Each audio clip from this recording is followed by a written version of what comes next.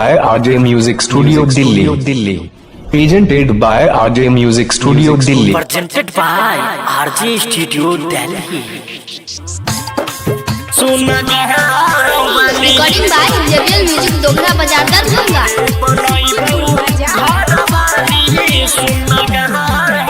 के mummy papa तो हर भागे लौड़ा जे दिल धड़का छो हमरे लटाली सुन गाँव वाली के मम्मी पापा तो हर भागे लौड़ा जे दिल धड़का छो हमरे लटाली सुन गाँव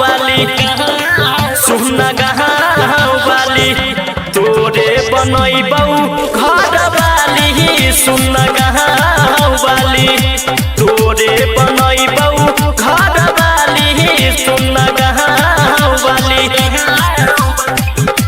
तोरे बनैबौ घर वाली सुन गाँव म्यूजिक डायरेक्टर चित्रंजन दिलदार। तोरे बनैबौ घर वाली सुन गाँव वाली पहिले पहिले देखली तोहरा सिंहा चौरी बाजार में दिल हमर लहई गेले पहिले ही बार में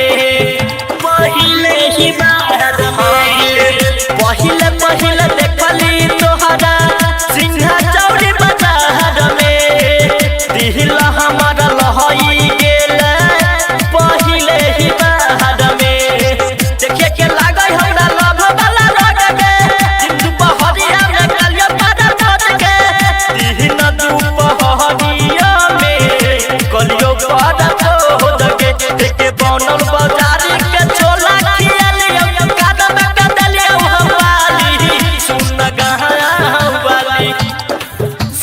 गाँव वाली तोरे बनैबौ घर वाली सुन गाँव वाली तोरे बनैबौ घर वाली सुन गाँव वाली तोरे बनैबौ घर वाली सुन गाँव म्यूजिक डायरेक्टर चित्रंजन दिलदार।